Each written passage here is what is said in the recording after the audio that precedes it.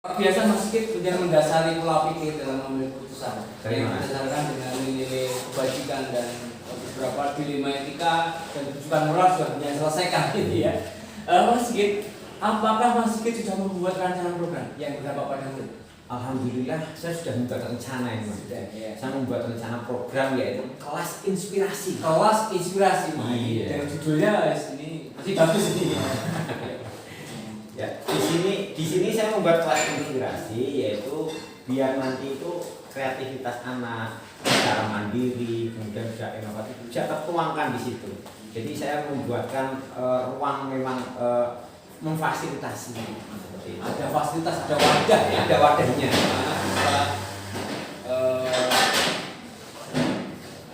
Untuk anak bisa berinovasi ya. Iya.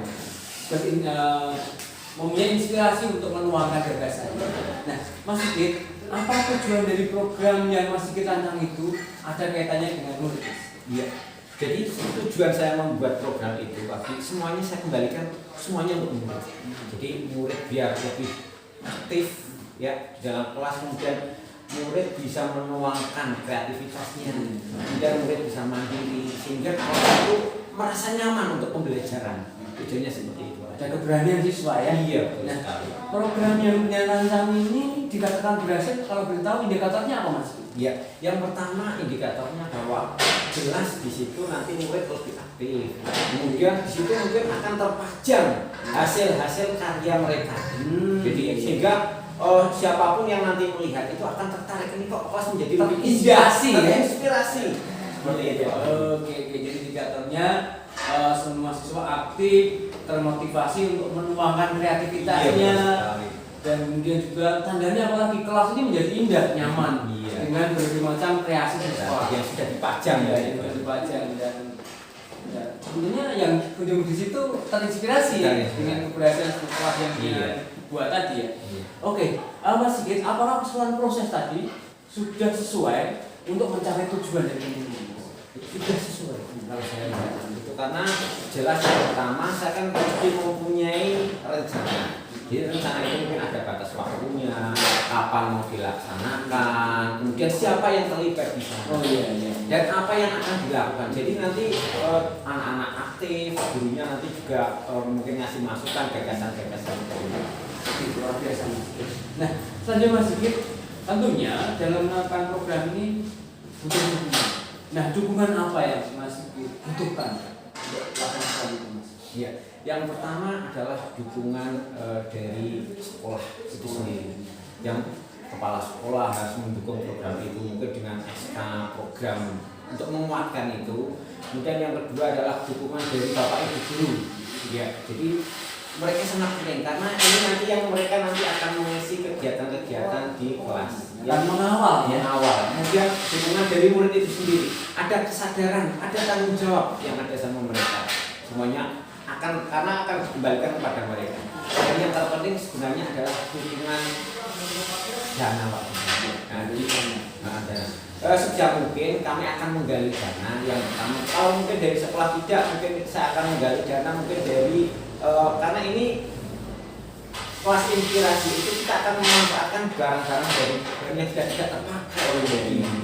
Jadi tidak beli terus sudah jadi, tapi memanfaatkan. Jadi gimana caranya supaya terlaksana. Oke, siap Mas Sigit. Jadi butuh dukungan ya baik secara fisik dari kepala sekolah, dari material yang mananya ya. Iya, kalau ada di anggaran-anggaran yang pos-pos di APBD yang ada mana dibutuhkan. Iya. Dan juga yang tadi juga apa ini kita bisa memanfaatkan yang lain yang enggak mungkin secara nominal tidak ada harganya, tapi kita manfaatkan.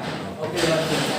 Mas Sigit, di dalam proses program ini mestinya ada tantangan. Tantangan apa yang dihadapi Mas? Yang pertama itu adalah komitmen. Ya, jadi komitmen. Di sini komitmen dari saya sendiri untuk melaksanakan program itu harus sampai selesai. Kemudian komitmen dari siswa atau dari murid untuk bisa melaksanakan kegiatan ini secara bertanggung jawab. Nah, kemudian yang tantangan yang berikutnya itu adalah dari dana itu.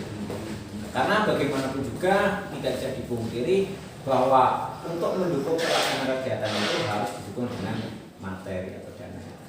luar biasa Mas Sigit. Nah Mas Sigit, tadi disampaikan tantangan yang utama itu komitmen. Minta konsistensi dari Mas Sigit selaku pengarang program dan siswa yang melaksanakan. Nah, untuk menjawab itu dan juga tadi disampaikan dari untuk menjawab itu apa yang ingin lakukan? Yang pertama untuk menjaga komitmen saya, karena saya sudah membuat rencana itu, ya. Kemudian saya sudah membuat program itu, kemudian kepala sekolah juga mendukung, ya. Kemudian harus ada itikat baik saya untuk mensukseskan kegiatan atau program tersebut. Ya, bagaimanapun juga saya tetap harus berkolaborasi dengan bapak ibu guru, berkolaborasi dengan semua murid, baiknya gimana, kan di situ nanti kan saya bisa menggali ide-ide apa saja dari murid sehingga nanti bisa berjalan dengan baik. Oke, luar biasa Mas Sigit yang sudah menemukan bagaimana saya menjawab tantangan yang muncul dalam kegiatan melaksanakan kali ini. Mas Sigit, kita sudah masuk ke poin yang ketiga kaitan dengan komunitas praktisi, ya. Ini nanti kita istirahat dulu, kita akan lanjutkan nanti setelah kita istirahat, ya.